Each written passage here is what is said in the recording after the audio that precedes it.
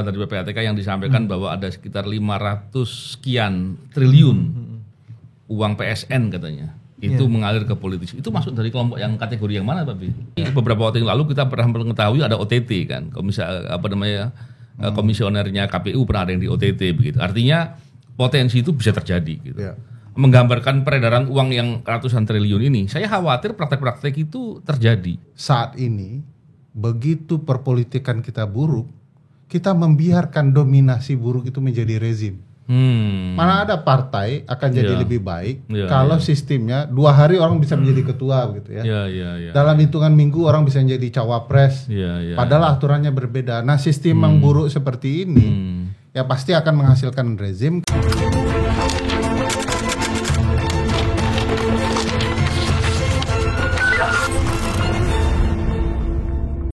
Bismillahirrahmanirrahim. Assalamualaikum warahmatullahi wabarakatuh. Salam integritas. Salam integritas. Alhamdulillah kembali berbincang di podcast ini. Saya agak riweuh ya pakai mikrofon. Hari ini kita ingin membicarakan mengenai korupsi dan pemilu. Ini suatu hal yang banyak dibincangkan dan sekarang memang masanya sedang pemilu ya. Kali ini kita berkesempatan untuk berbincang bersama dengan Pak BW. Apa kabar Pak BW? Ya. Udah Ferry dan udah Charles. Hampir. Lupa gitu. Jauh dari lubuk hatinya, jelas ya. Beberapa waktu yang lalu kita lihat ya di beberapa media soal informasi atau pernyataan dari PPATK yang menggambarkan bahwa ada dugaan. Kalau PPATK bukan lagi dugaan ya, informasi bahkan informasi intelijen. Yang menggambarkan bahwa ada aliran dana yang diduga dari PSN, proyek strategis nasional ya, nilainya sekitar 36% dan itu katanya mengalir ke para politisi. Parah sekali kan, 36% itu artinya sepertiga lebih sedikit lah gitu kan, kurang lebih kan gitu ya. Jadi melihat seserius itu, apalagi ini masa-masa pemilu, di mana kalau kita bicara pemilu itu katanya walaupun tentu kalau katanya sudah menjadi pemahaman orang banyak kan hampir bisa dibilang pasti itu itu banyak kemudian digunakan untuk biaya-biaya pemilu yang terbuka maupun yang tertutup gitu. Yang tertutup yang tentunya yang tidak legal gitu. Nah, menggambarkan ini mungkin saya minta Pak BW dulu nih Pak BW. Waktu di KPK ngapain aja? Ya, karena pimpinan KPK Pak BW juga punya banyak perspektif soal ini. Pak BW, silakan Pak BW. Oke, ada beberapa isu penting sih sebenarnya kalau bicara soal ini. Yang pertama gini Mas, ini korupsi dan pemilu atau pemilu dikorupsi? Beda itu. Reformasi ya di korupsi. Reformasinya yang korupsi. Kalau reformasi dikorupsi itu cerita lalu. Masih sekarang. Iya, cuman sekarang pemilu dikorupsi. Jadi pertanyaannya, saya kok lebih lihat pemilu dikorupsi. Nah kalau melihat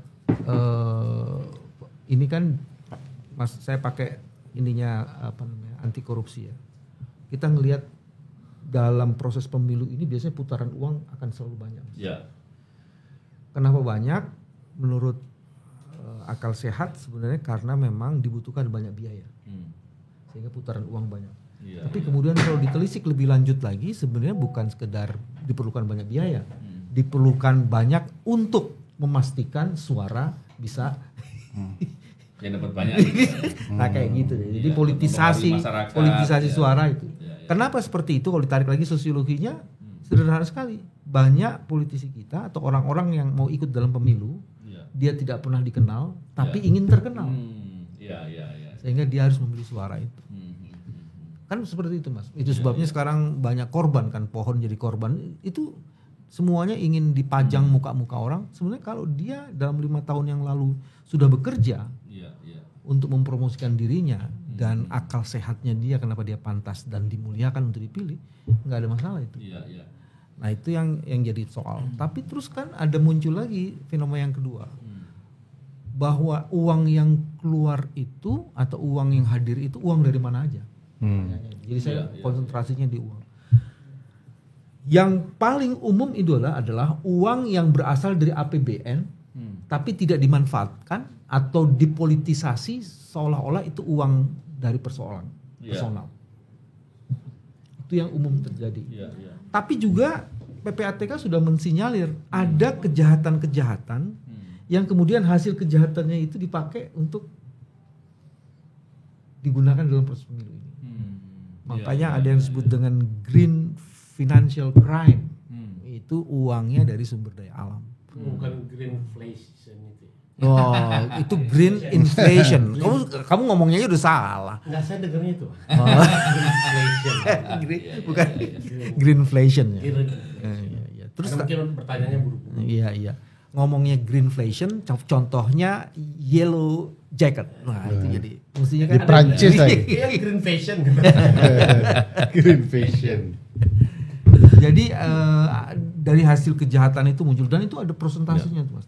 Tapi yang juga menarik sebenarnya bukan dari financial green crime, tapi juga ada yang dari pasar modal, Mas. Jadi salah satu cara mencari duit agak lebih banyak itu adalah dilakukan dengan nanam saham di pasar modal. Begitu sekarang mau digunakan ditarik lagi. Yang disebut dalam istilah pasar saham itu disebut dengan bearish. Jadi menarik uang dari pasar. Nah, yang lainnya lagi adalah uang-uang dari luar yang mau masuk ke dalam. Jadi ada kombinasi uang itu. Nah, sekarang pertanyaannya adalah apakah penegak hukum kita mempunyai kemampuan untuk memeriksa bagaimana peredaran uang yang terjadi? Ini belum ngomong uang palsu loh, Mas. Iya. Biasanya di daerah-daerah itu dalam situasi kayak gini uang palsunya juga beredar cukup kuat. Iya, benar. Nah, itu kombinasi itulah yang menyebabkan sebenarnya kenapa pemilu dikorupsi. Ya, Pak BW, kalau ini data dari PPATK yang disampaikan bahwa ada sekitar 500 sekian triliun uang PSN katanya, itu mengalir ke politisi. Itu masuk dari kelompok yang kategori yang mana, Pak BW? Itu kan proyek ya, APBN. Iya, proyek APBN. Tapi itu sebenarnya ada kombinasi kejahatan juga sih, Mas. Jadi ada kombinasi. Kalau yang APBN tuh misalnya kan dana bansos. Bansos yang dipersonalisasi, ya kan. Nah, itu politik anggaran yang menggunakan dana bansos itu ada. Kan kemudian ada yang komisi-komisi itu, Mas. Dan hampir sebagian besar disinyalir gitu. Misalnya gini.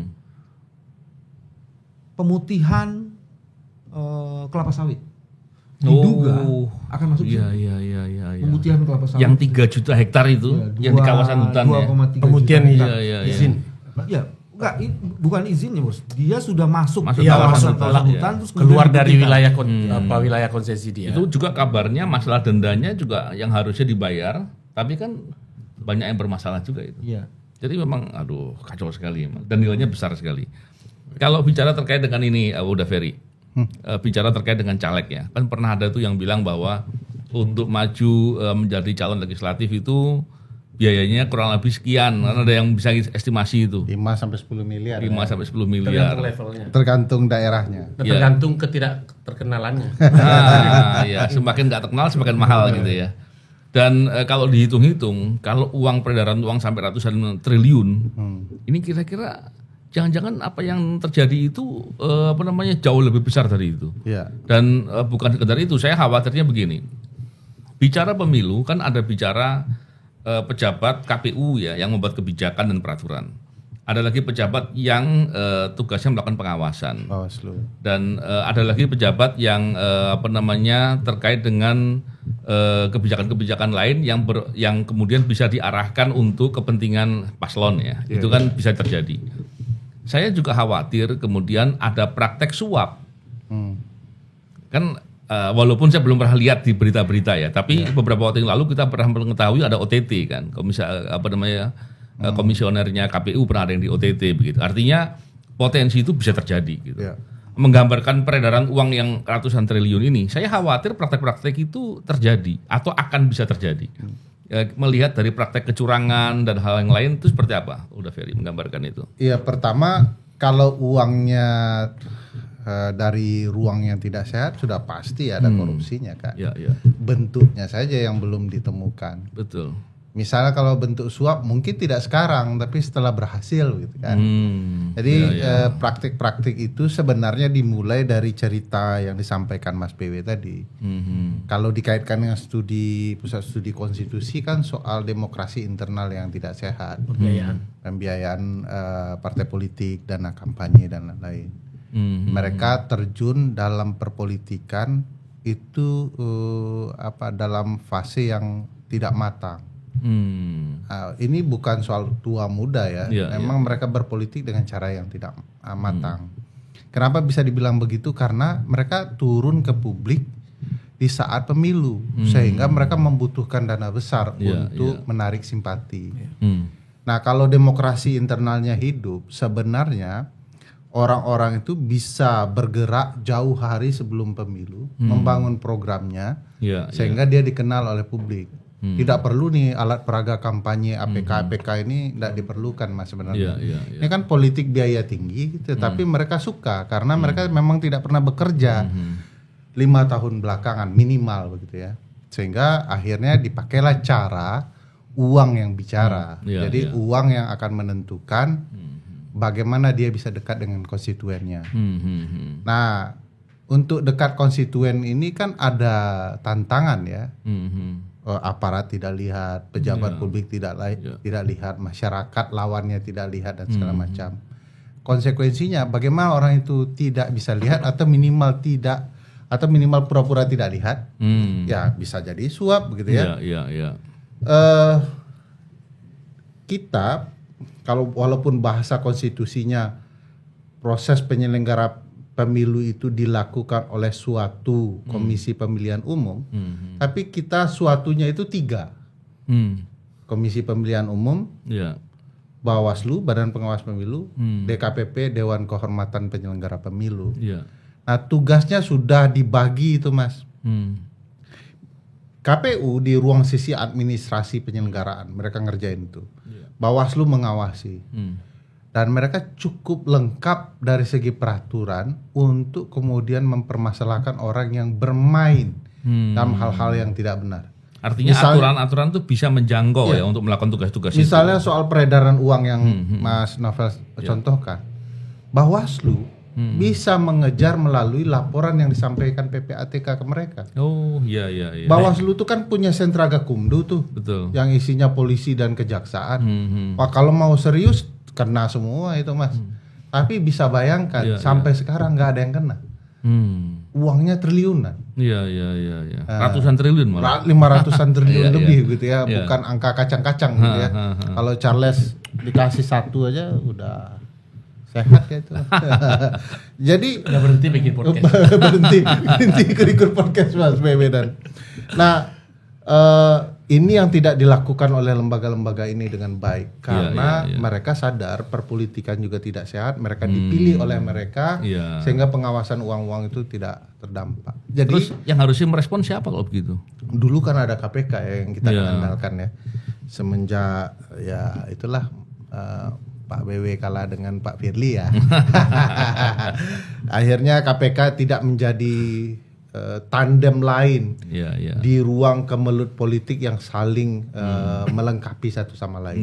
Mereka kan sudah bersatu, tiba-tiba ada KPK yang jadi masalah, lalu KPK dirusak, disingkirkan orang-orangnya, lalu jadi seperti saat ini ya mereka berkelindan dalam lingkaran yang sama. Akhirnya nggak ada yang ngerjain yang begini-begini ya. Padahal kalau nggak dikerjain yang rugi negara, yang rugi kita semua. Kita semua 5 tahun ke depan mereka pakai uang negara untuk kampanye, besok uang negara itu untuk kekayaan mereka sendiri. Jadi ya berputar-putar itu saja. Dan kalau melihat apa yang terjadi sekarang ini, tentunya kan ini kan suatu proses yang terus melingkar ya, yang terus terjadi dan berkelanjutan.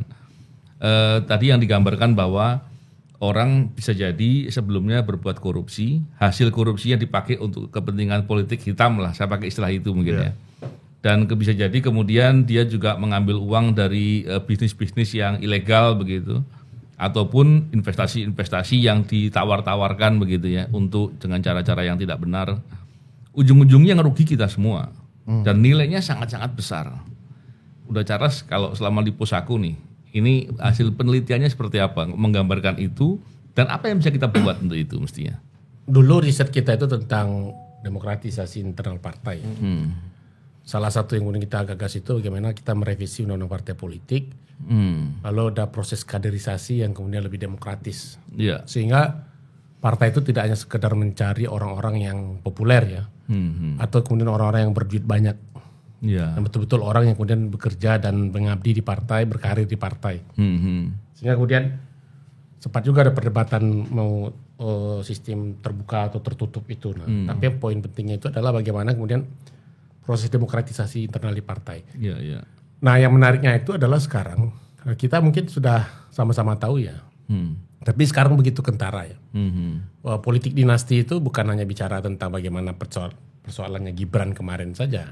Tapi politik dinasti itu memang sudah menjadi sesuatu yang inherent ya dengan perilaku partai politik kita semua. Saya mau izin nih Bang, karena saya jarang di Jakarta ya. Jadi saya kaget-kaget aja tuh bro.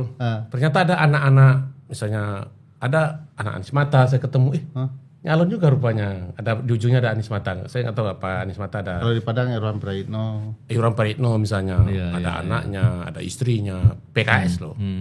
Dan bagi saya itu partai kader yang kemudian sangat baik gitu ya. Ada yang sekeluarga malah. Ada yang sekeluarga. Anak istrinya juga.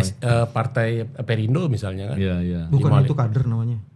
Yang di kader keluarganya. Oh iya betul. Betul. Kamu jangan salah-salah. Iya betul, sama kayak teori kemiskinan sudah turun itu ya Bang.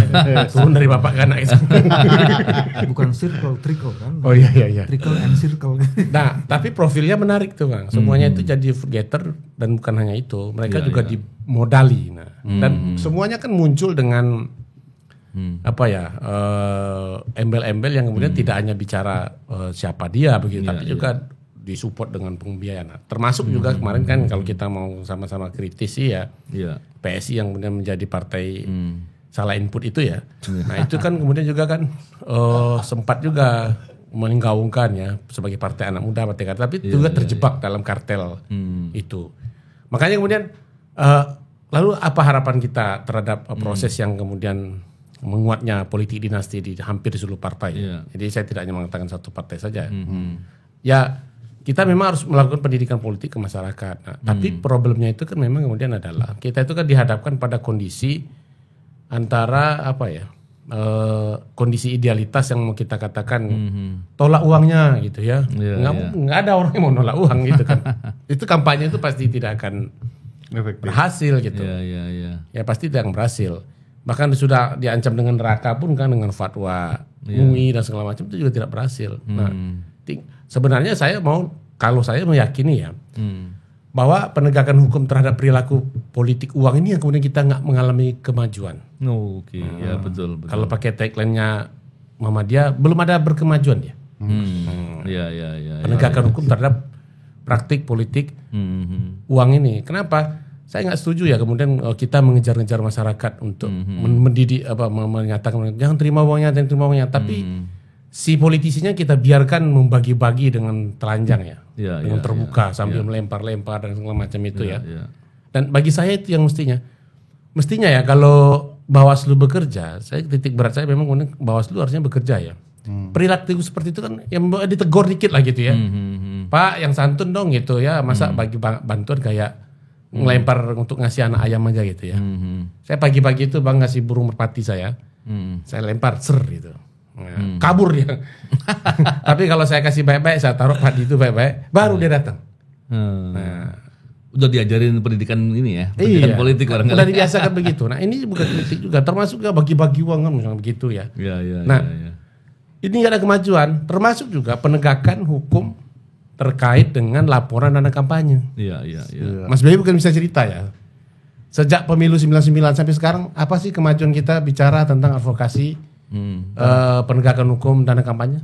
Belum ada saya ketemu ya kemudian orang yang kemudian penyumbang ilegal, menyumbang melebihi jumlah di proses pidana gitu. Diproses. Tapi pertanyaannya kenapa Mas BW yang harus cerita? Kan kita juga sudah beraktivitas waktu itu. Kita kan waktu itu kecil-kecil. Maksudnya Mas BW tua. Bukan, waktu itu kita kan kebagian yang bagi-bagi tabloid politisi busuk. Yang hampir di penjara. Yang bikin kan beliau. Kita yang kejar-kejar di bawah. Sosok-sosok zaman itu loh. Kadang-kala gini ya, kalau bicara terkait dengan semua hal yang kita bicarakan tadi, terus kita bilang kita masyarakat segala macam, kan masyarakat pada bilang begini, loh, bukankah kami sudah menunjuk wakil-wakil rakyat, bukanlah kami sudah menunjuk para pemimpin yang mereka kemudian harus melakukan tugas dengan benar, kan ada mulai dari presiden, pejabat-pejabat daerah, yang kemudian ada legislatif, ada penegak hukum yang ditunjuk dalam proses itu. Jadi masyarakat kalau ngomong begitu terus gimana dong Pak Bibi? Terus kalau begitu nanti saya mau tambah dikit lagi. Okay, ada satu hal yang juga inherent sebenarnya. Ketidakmajuan kita dalam politik penegakan hukum terkait dengan dana ilegal dalam kampanye itu. Satu-satunya itu misalnya laporan dan kampanye. Kan administratif aja ya. Administratif deklaratif. Sianu sekian nyumbang dah selesai. Nggak ada pernah ditelusuri. Dulu saya pernah lakukan itu dulu. Sama teman-teman ICW kita investigasi, kita hitung betul, datang ke kantornya, ke perusahaan yang ternyata bengkel, yang gitu-gitu, yang aneh-aneh itu. Mestinya kan kesini kan mestinya lebih masif ya hal seperti itu bisa diinvestigasi. Tapi Bawaslu kan nggak ngerjain apa-apa untuk itu. Nah, termasuk yang laporan PPATK. Setahu saya itu Bawaslu punya MOU loh sama dengan PPATK. Iya. Ada MOU terkait dengan jangan-jangan pernah laporin nggak jalan. PPATK juga sudah dikasih oleh PPATK ke mereka. Betul. Dan saya heran itu kan begitu berita itu muncul lalu ada klarifikasi hanya satu ASN hilang kan. Bawaslu nggak mensikapi sama sekali. Ini Pak Bibi perlu ngasih pelatihan ke Bawaslu tentang investigasi. Sehingga bisa ditindaklanjuti barangkali. Iya, hilang aja dia sampai sekarang. Kalau pelatihan itu kan artinya kompetensi tidak ada.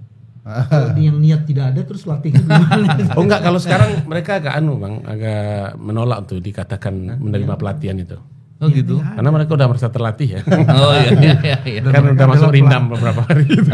Salah satu problematika seriusnya ya partai tadi yang dikatakan Charles Mas. Baik itu soal dana kampanye maupun dana partai. Partai kita itu bukan partai. Kalau hasil penelitian kita ya, kalau dilihat unsur-unsurnya. Misalnya dalam partai itu harus ada iuran berkala. Nggak ada partai kita.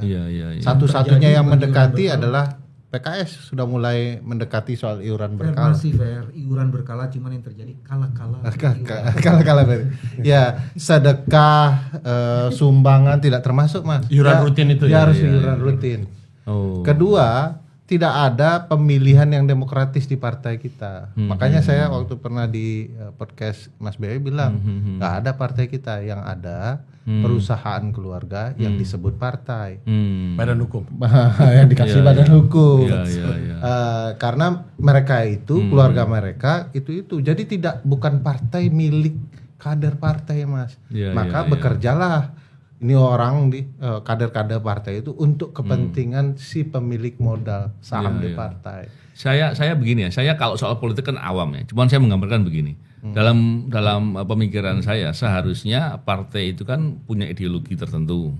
Dia kemudian dengan ideologi atau pendekatan caranya kemudian menawarkan kepada publik untuk bisa diberi kepercayaan dalam rangka memperjuangkan dalam proses demokrasi dan kemudian mewarnai dalam proses kepemimpinan, pengambilan kebijakan. Mestinya begitu loh. Kenapa ideologinya terlalu terlihat sama Mas?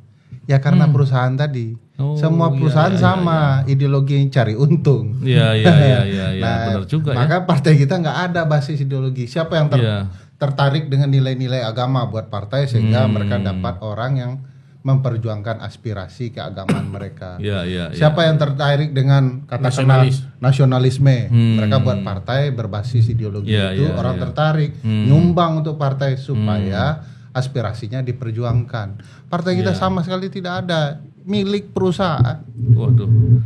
Jadi karena itu bisa jadi kemudian prosesnya yang ada bagaimana caranya menang, kemudian dengan segala cara. Dengan segala cara. Setelah itu berbuat korupsi. Buat korupsi. Gimana Pak B? Kok serem sekali kayaknya. Kok gitu sih Mas B?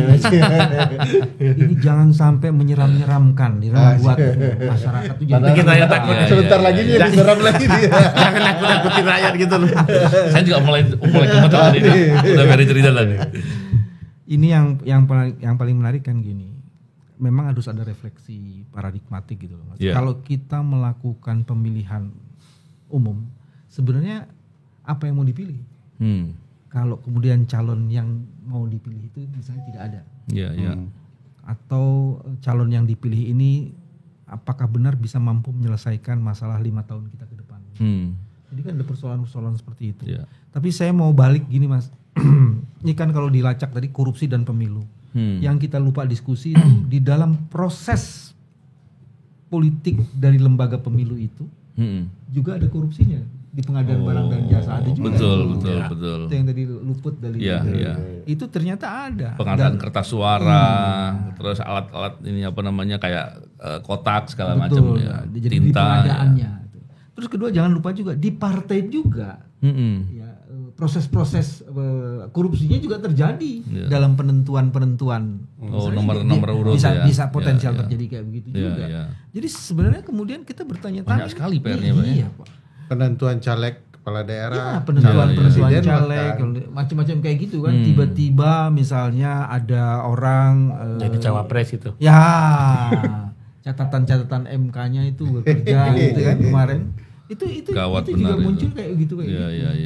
Jadi dengan demikian sebenarnya pertanyaannya, refleksinya itu apa kita perlu pemilu ini? Kemudian bagi orang TN berat itu harus kita jawab bro. Harus apa kita perlu pemilu ini kalau kemudian seluruh prosesnya itu korup? Karena bukan sekedar ini Pak, bukan sekedar permasalahan dalam proses pemilihan saja kan Pak ya. Ini kita mesti melihat bahwa dampak setelah itu ini kemudian kalau tidak dibereskan, hampir suatu keniscayaan akan membuat praktek korupsi besar-besaran lagi kan gitu Pak. Yang mengerikan tuh dalam proses pemilu yang korup, hasilnya pasti korup. Dan hasil yang korup itu memperluas basis otoritasnya, sehingga kemudian makin mendominasi kekuasaan yang korup itu untuk bersemayam. Jadi pernyataan Mas BW itu kami berdua harus jawab ya, karena itu kan bisa mengurangi keilmuan kami di kampus. Persis jawabannya dengan poin Mas BW, garbage in garbage out ya. Korupsi menghasilkan sistem yang korup dan orang yang korup. Mestinya sistemnya yang dibenahi. Bagaimana yang masuk itu bukan sampah, sehingga betul-betul yang keluar juga bukan sampah. Representasi publik dan menghasilkan yang punya kepentingan bagi publik. Nah, kalau partai tidak diperbaiki total, kan pasca reformasi satu-satunya yang tidak diperbaiki cuman partai politik. Konstitusi kita perbaiki, lembaga baru kita buat, pola-pola baru kita buat, reformasi birokrasi kita buat. Cuman pengisinya ini tidak diubah, sehingga lahirlah apa yang dikhawatirkan oleh Mas BW tadi. Nah, pemilu kita tidak akan berguna diubah, diperbaiki dulu. Sistem zipper untuk perempuan gitu ya, dibuat lain lagi segala macam, sekarang 30%. Afirmatif dan segala macam, tapi partainya yang tidak berniat, bahkan dengan peraturan yang jauh lebih baik, mereka mengabaikan putusan MK bilang wajib, mereka tidak mau melakukan. Jadi begitu juga dengan hal-hal yang lain, misalnya pertanggungjawabkan keuangan partai politik.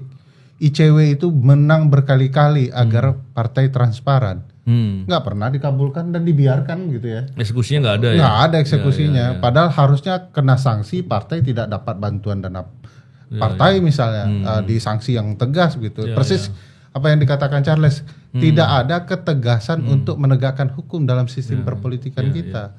Jadi lagi-lagi memang problematikanya partai sebagai entitas bermasalah terus berkembang menjadi buruk, sementara entitas baik seperti orang-orang di KPK disingkirkan, KPK-nya diubah. Akhirnya tentu saja garbage in, garbage out, apa yang kita harapkan dari sistem yang kita ubah. Nah, oleh karena itu menurut saya pertama sekali kalau kemudian terjadi perubahan penting, ya harusnya ada perbaikan signifikan. Masalah serius itu adalah saat ini begitu perpolitikan kita buruk, kita membiarkan dominasi buruk itu menjadi rezim. Mana ada partai akan jadi lebih baik kalau sistemnya 2 hari orang bisa menjadi ketua gitu ya. Dalam hitungan minggu orang bisa menjadi cawapres. Padahal aturannya berbeda. Nah, sistem yang buruk seperti ini ya pasti akan menghasilkan rezim kalau kita biarkan. Yang di sini yang ngeri gini bahwa partai itu adalah partainya presiden. Itu yang ngeri itu. Ya, presiden belum jelas sih, dia masih ngambang. Tapi dia menginput kemana-mana, dia klaim semua kekuatannya. Suatu waktu dia akan bisa menentukan arah berbagai partai. Ini problematika. Bayangkan orang di partainya sendiri mengkhianati ya. Maka saya ketawa nih, mestinya tim Pak Anies harus lebih kreatif misalnya Dewan Siapa Pakar. tim Pak Anies? Dewan Pakarnya misalnya. Waktu Pak Anies diserang bawa malin kundang gitu. Kan harusnya bilang Jokowi kurang malin kundang apa sama Megawati misalnya. Nah, kembali lagi ke ini. Mau dibahas. Kasihlah kesempatan. Hormati senior. Maksudnya beliau tim Anies ngundang dia dong. Enggak, kalau Mas Anies udah jelas jawabannya. Kita tidak berdebat dalam kata-kata. Asik. Kami akan memberi bukti. Kalau gini, kemarin ketika kan ada beberapa kali debat capres dan cawapres, isu soal masalah perbaikan politik ini dibahas nggak itu? Udah. Tidak ada yang signifikan soal perbaikan partai politik. Problematikanya dua orang berkaitan dengan partai politik dan rezim. Satu orang tidak punya partai. Jadi kalau dia ngomong sekarang kayaknya sungkan ya. Marah partainya. Atau tadi udah Charles, kalau bicara terkait dengan penegakan hukum, ya kan? Hari ini siapa yang memperintahkan penegakan hukum? Dapat intervensi politik katanya. Ya. Nah, apa nggak sulit sekali? Terus mestinya gimana dong yang bisa dilakukan? Saya memang kemudian pada titik tertentu ya. Kontestasi ini tetap harus kita kawal bersama sebagai sebuah optimisme. Kan itu juga yang diajarkan ya. Iya. Jadi satu-satunya harapan lah ya. Ya, karena kan gini, dalam amar ma'ruf nahi munkar itu kan jika kita tidak punya kekuasaan, gunakan suara, mulut bicara gitu kan. Nah, ini kita bicara sekarang ini ya. Kalau nggak selemah-lemahnya berdoa. Iya. Dan saya yakin rakyat Indonesia itu 270 juta itu semuanya pasti berdoa. Ya, berdoa menurut agama kepercayaan masing-masing. Mau ditutup dengan amin atau tidak terserah mereka. Tapi yang jelas mereka pasti berdoa Indonesia itu harus lebih baik. Doa ini yang kemudian saya pikir optimisme. Kenapa? Karena kan banyak juga riset yang mengatakan beberapa praktik politik uang itu juga tidak berbuah suara juga kan. Kan tidak selalu berbuah suara. Ada rasionalitas juga. Betul. Saya tadi dapat video di IG misalnya beberapa pemberitaan. Hari ini misalnya Pak Presiden keliling Jawa Tengah ya, kunker Jawa Tengah. Lalu ada reaksi juga dari publik di sana yang kemudian memasang foto yang berbeda dari yang didukung oleh Pak Presiden. Sebutlah Ganjar Mahfud misalnya, dia pasang itu gitu. Tetap Ganjar Mahfud. Jadi kan lalu ada inisiatif-inisiatif publik juga yang membiayai diri sendiri ya untuk mengkampanyekan, termasuk melakukan pengawasan itu melalui media sosial. Mereka memposting ya kecurangan-kecurangan pemilu segala macam. Jadi makanya kalau Bang Bayu nanya apakah pemilu masih perlu, ya perlu dong. Karena jangan sampai statement itu kemudian ketika dijawab Pak Presiden nggak perlu, ya di stop pemilu kita kan kacau. Lanjut ya, perpanjang lagi ya. Kalau Mas Bayu nanya itu ya saya bilang memang nggak perlu Mas, kita kan nggak jadi pemilu. Jadi pemilu itu ya seburuk-buruknya pemilu tetap akan lebih baik daripada proses yang otoritarianisme, proses yang kemudian turun-temurun. Nah itu yang saya pikir memang. Nah berikutnya adalah pemilu itu kan selalu melahirkan konfigurasi politik yang baru. Nah di situ aja sih sebenarnya kita mau menaruh harapannya gitu ya. Siapa sangka kan itu kan ilmu politik kan mengajarkan ya, tidak ada yang musuh abadi, tidak ada teman-teman sejati. Kita lihatlah nanti setelah 4 Februari ini apa mungkin ada koalisi-koalisi yang kemudian akan terbangun yang mungkin selama ini orang bilang mustahil kan gitu ya. Siapa nyangka misalnya ternyata Demokrat bisa bergabung sama partai orang yang kemudian mengkudeta dia waktu itu sebelumnya kan itu kan juga kan. Nah, ini yang kemudian saya pikir hal-hal seperti ini bisa memunculkan siapa duga juga yang katanya kelompok Nahdiyin nggak akan gabung sama kelompok Tarbiyah misalnya kan. Nah justru bagi saya itu poin positif juga dari politik Indonesia yang nggak terlalu keras itu ya. Sehingga semuanya bisa tetap bisa ketemu ke tengah gitu loh. Ketimbang kemudian kalau kita kayak di beberapa negara itu politiknya sangat keras, akhirnya kan konflik. Nggak mau damai-damai ketemu. Tapi hati-hati juga jangan sampai kemudian ini menjadi dasar untuk bersikap oportunis begitu ya.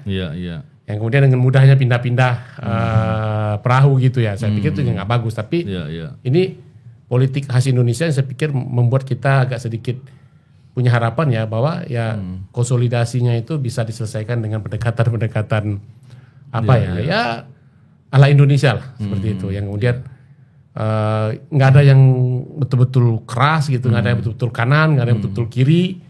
Nah, semuanya bisa ketemu. Nah di situ saya pikir yang kemudian nanti ya kita lihat di setelah tanggal 14 Februari itu apa yang akan terjadi.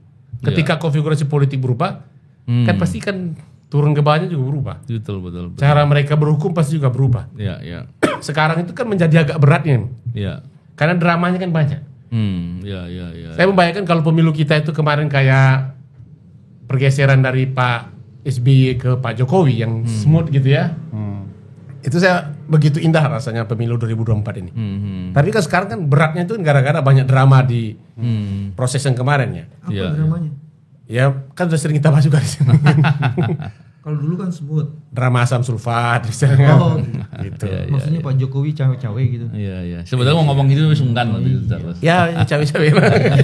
Nah, drama itu yang kemudian membuat semua orang terbangun lagi. Oh, kita kok pemilu kita malah tidak menjadi transisi politik yang Pak Charles masih ASN ya? Masih, Bang. Oh iya. Jadi agak terbata-bata menjawabnya. Saya itu kan tidak menunjukkan keberpihakan. Enggak juga. Kalau Pak Jokowi cawe-cawe kan beliau sendiri yang bilang. Jadi menurut Charles Pak Jokowi cawe-cawe. Menurut dia. Menurut yang beliau bilang. Ya menarik sekali ini. Saya nanti takut dimutasi ke Jakarta. Jangan Bang. Saya biarlah di Padang aja, nggak mau saya. Tiba-tiba dimutasi ke Jakarta kan enak saya. Hampir sebagian besar perlawanan dan pemberontakan itu dilakukan memang dari Sumatera Barat. Orang-orangnya maksudnya. Dan memang diskusi ini menarik sekali dan berisi semuanya. Tapi memang kita mesti sudahi karena waktu ya. Dan saya ingin memberikan gambaran juga atau perspektif ya bahwa seperti yang disampaikan tadi oleh Uda Charles di terakhir bahwa demokrasi itu paling tidak demokrasi itu bagus karena memberikan kepastian adanya perubahan ya, adanya pergantian kepemimpinan lah begitu ya. Itu bagus. Tapi masalahnya adalah kalau demokrasinya kemudian dikorupsi juga itu kemudian bisa menjadi malapetaka karena akan terjadi masalah itu aja. Begitu juga dengan masalah reformasi. Reformasi memilih panglimanya adalah hukum sebagai panglima begitu. Tapi kalau ternyata penegakan hukum itu praktek korupsinya banyak, maka itu menjadi berapi juga begitu ya. Saya kira itu diskusinya kita akan sambung di waktu yang biarlah kemudian. 30 menit asal hidayahnya sampai ke Pak Jokowi. Terima kasih Pak BW, Uda Ferry dan Uda Charles. Semoga diskusinya bermanfaat. Salam integritas. Assalamualaikum warahmatullahi wabarakatuh.